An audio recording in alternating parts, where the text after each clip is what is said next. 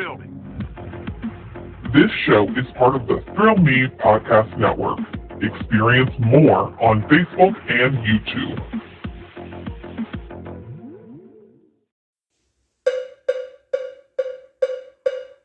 It's Review It Man, reviewing what he can. Movies are his jam, so let's get twisted, man. It's Review It Rob. Hey, yo, welcome into the Review It Rob show. Appreciate you joining in. This week, it is finally here. Argylle, a film I feel like I saw the trailer for a long time ago and was hyped then. It made my most anticipated films of a 2024 list, and it's finally released in the theaters over the weekend. So finally had to check that out. I'm going to give my thoughts on that film as well as any bits of news we got going on out there. Appreciate you joining in. Hope everybody out there is doing great, man. Just finished watching WWE NXT Vengeance Day. What a phenomenal event, man. Energetic, excitement from start to finish. Very enjoyable film, man. Not a film. Wrestling can't be a film, right? Sometimes if done correctly. But we're not going to talk about the other nonsense going on in the wrestling world, especially WWE right now. Maybe this network will eventually have a wrestling show to talk about that stuff, but right now it's just insanity over there. But nonetheless, you're not here to listen to wrestling. Maybe you are. I don't know. A lot of people love wrestling, like myself. But this is primarily a movie show, and we're going to talk movie stuff now. So Argylle is the film starring pretty much everybody. Huge star-studded cast in this bad boy, which is led by none other than the fantastic Bryce Dallas Howard, who you should know from most likely the Jurassic World franchise, but she's all over the place. She's a director, writer, all that good stuff. She is a talent without a doubt. So Bryce Dallas Howard is the main star of the film as the character Ellie Conway, who is a reclusive author of a series of best-selling espionage novels, whose idea of bliss is a night at home with her computer and her cat Alfie. But when the plots of Ellie's fictional books, who center around the secret agent Argylle, begin to mirror, let's say, actions of a real-life spy organization, those quiet evenings become a thing of the past. The movie is rated PG-13 for strong violence and action and some strong language. It is considered an action comedy film running in at 2 hours and 19 minutes and is currently only in theaters. Rotten Tomatoes critics have it at a 35%, wow, and audiences have it at a 71%, while IMDb is coming in at a 6.7 out of 10. So what were my thoughts on the film?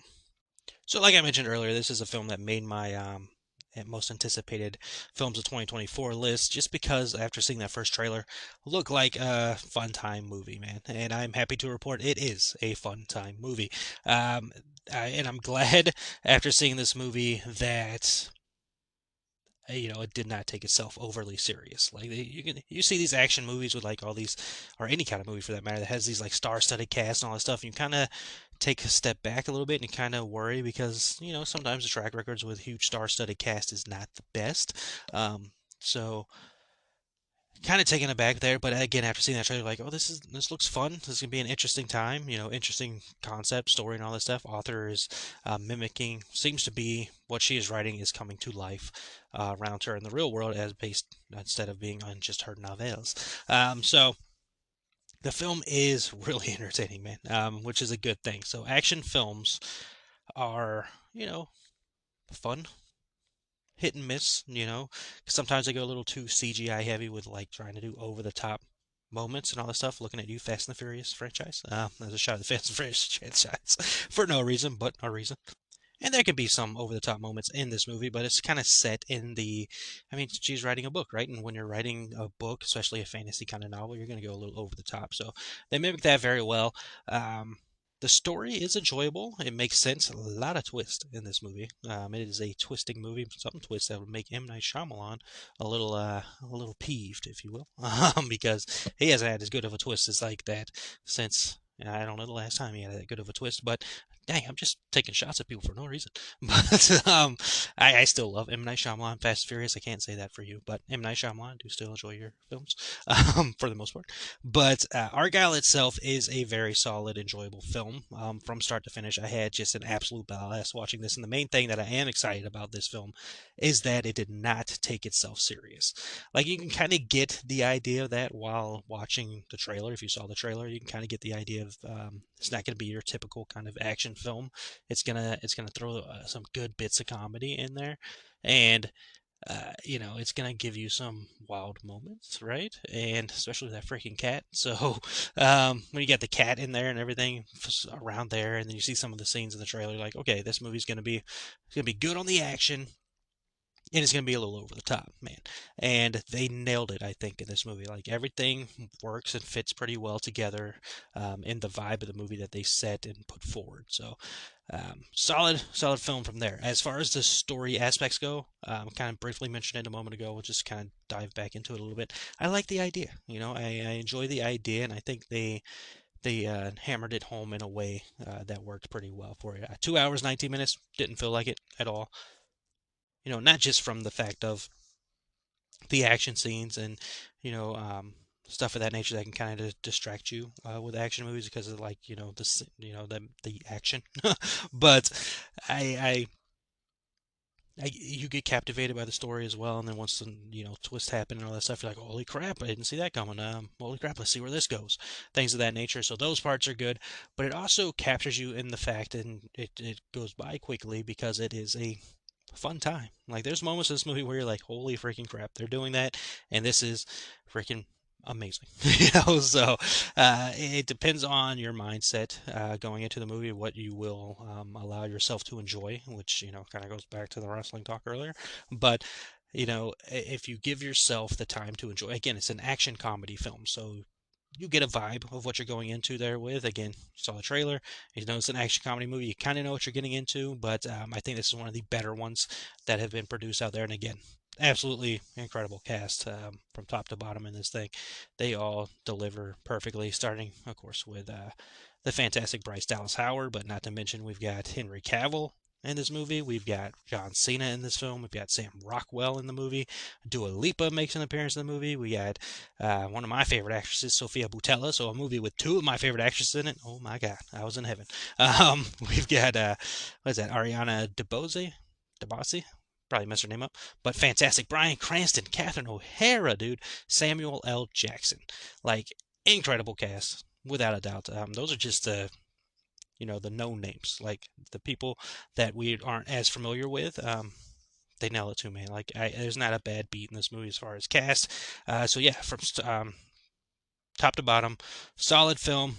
Good fun time, good fun action film, just perfect for this time of year, perfect for an evening of just wanting to have a good time. Argylle is your film, man. So it gets two very enthusiastic thumbs up from me. I haven't done that in a while on the show, but we're getting close to an anniversary on the show, so kind of just popped it back into my head. But overall, did very much enjoy Argylle. I say it is worth your time. Go see it in theaters. I saw it in RPX, and it worked great in RPX for me. Again, action movie will work pretty well in RPX with this movie that has the fun aspects to it as well. Plays very well in the RPX theater. So good time. Argylle, worth your time. Go see that movie in theaters.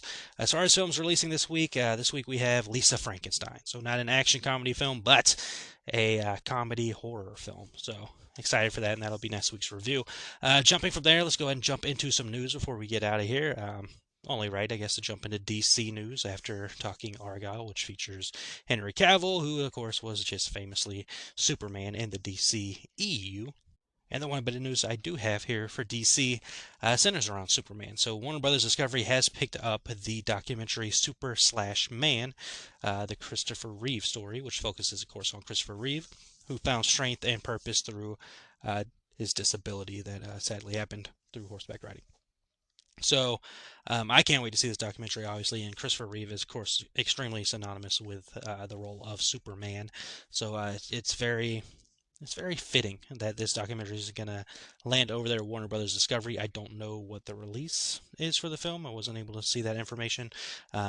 So I don't know when it's releasing or where it's releasing, if it'll be on Max or if they plan to put it somewhere else. Don't know at the moment, but nonetheless, very fitting to have that there. I can't wait to see that documentary. I've heard very, very good things from it.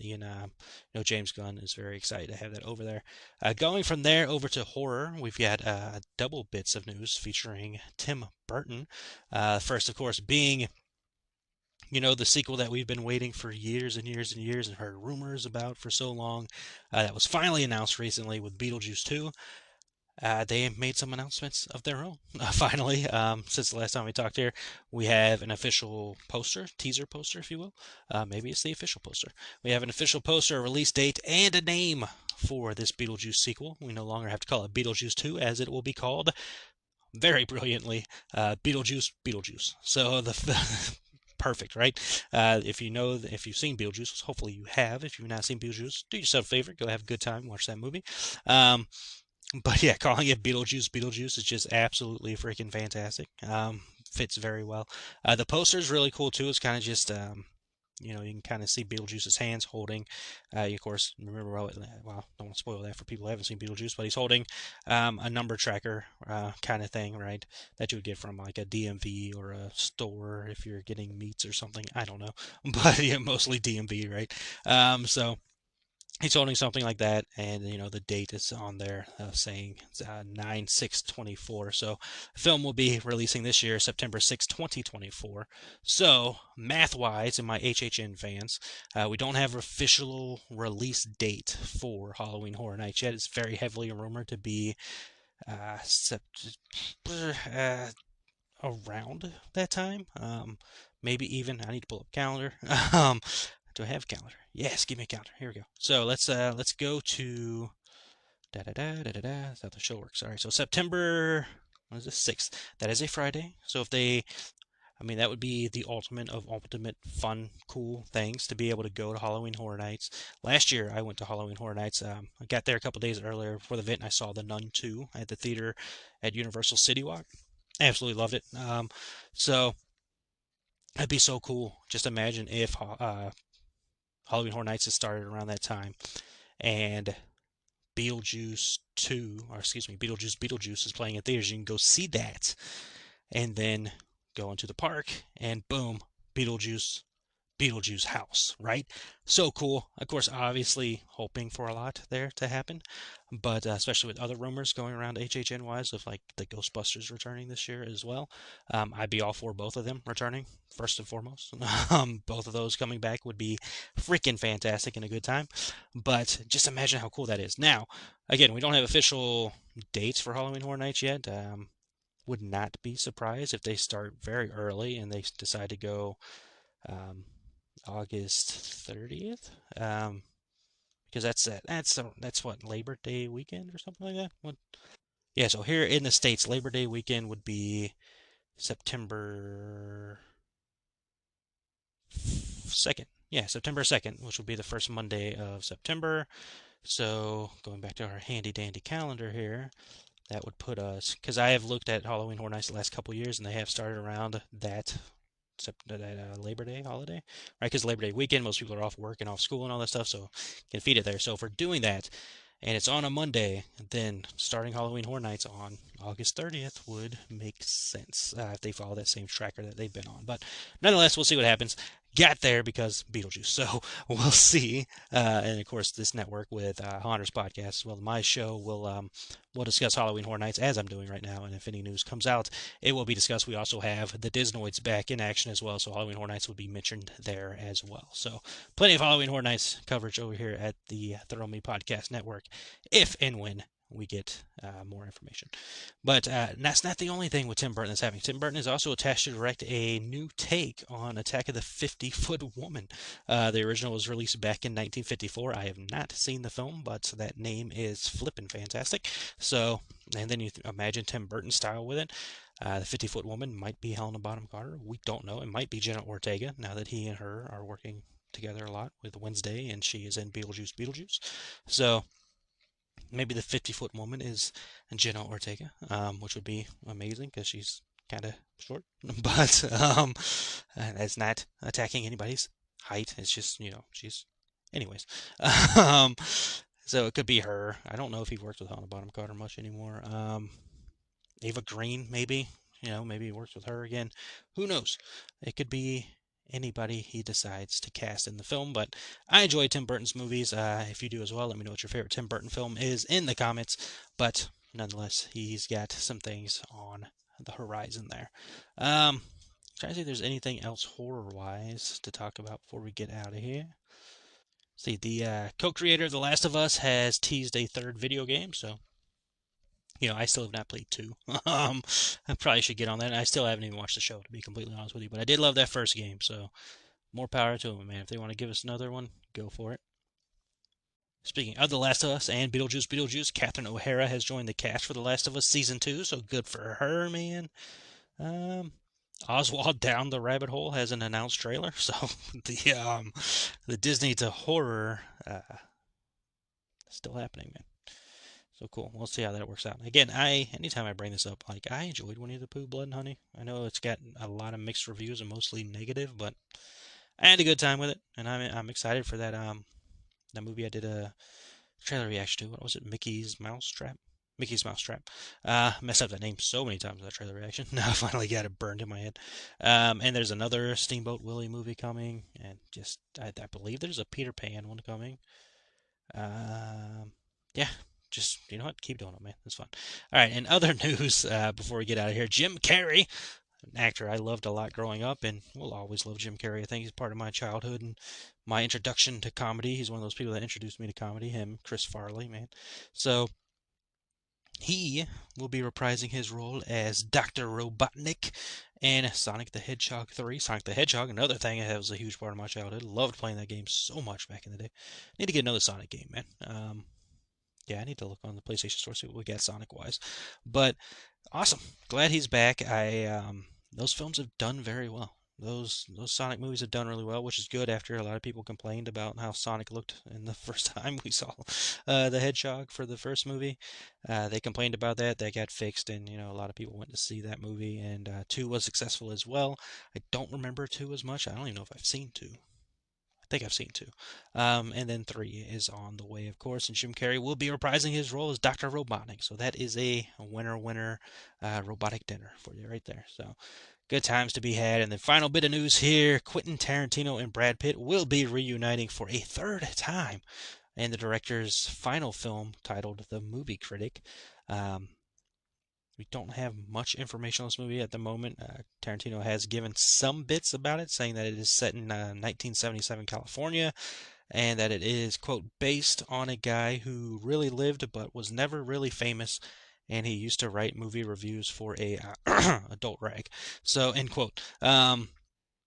It doesn't say adult rag, and that cough wasn't there. I added that part, but it does say another word that I don't want to get flagged for. So, use your imagination on what that word is. But third time. So they've worked together most recently on Once Upon a Time in Hollywood. Fantastic film. And Inglorious B Word.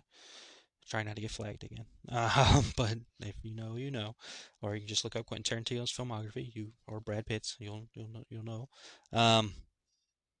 Which I saw once and I need to see again. But I know a lot of people enjoy that movie. So them working together for a third time, awesome. Good for them. It kind of makes sense and is perfect. Don't know if Brad Pitt is the star of said film. I think we can probably assume he is since he's the first announced member of the cast here. But big, big, big, big congratulations to Quentin Tarantino. It's gonna be crazy to see him stop directing, but good for him making up that goal of 10 films and following through with that movie. So I think it's 10, right? Yes, it is 10. So good for him, man. Good for him. Is there, let's add some more to this. Is there a reason why he's only doing 10 movies? All right, let's see what we got here. Quote, I like that I will leave a 10 film filmography, and so I've got 2 more to go after this, he said to Deadline. It's not etched in stone, but that is the plan. If I get to the 10th to do a good job and don't screw it up, well, that sounds like a good way to end the old career. If later on I come across a good movie, I won't not do it just because I said I wouldn't, but 10 and done, leaving them wanting more, that sounds right. So there you go. So there's a possibility he could do more, but he's setting the goal for 10 and then looks like writing plays, books, is going gracefully into his tender years, film literature, stuff like that, man. So good for him. Congratulations, Quentin Tarantino. I am excited for this next film to come from you. So there you go. That'll be it for this week's show, man. Appreciate you joining in. Listen to the show. Let me know if you've seen Argylle, if you enjoyed it. I personally did have a very good time with that. So pretty solid year overall with that. ISS, the Mean Girls film. Oh, so good. And then there's one I'm missing. I can check my list because handy dandy Letterbox lets you do that. So going over to Letterbox, checking my list. So I have seen 6 films this year. Night Swim, you know my thoughts on that. Mean Girls, absolutely loved. Destroy All Neighbors. I didn't really do a review on that movie. Weird freaking film. ISS, Argylle, and then Suitable Flesh, which the Haunters boys and I watched in text during recently, and that was an absolutely fantastic time. And what a movie! If you have Shudder, watch it. Be warned, there is sexual content in that movie, so be warned. But very enjoyable movie to say the least. Good time to be had there. And that's going to do it for this episode. So, and then Godzilla Minus One Minus Color I saw this year as well. Not sure if it counts as 24 release, even though it is a new version of the film, or a different version of the film that did release in 2024, so it should count. We'll see. I got a long year to put that all together. But nonetheless, that's it for this show. So appreciate you joining in and listening. Hope you have a wonderful rest of the day, week, month, and year. Yeah, I absolutely love doing the show. Hitting an anniversary coming up very soon. We'll talk about that and post about that later.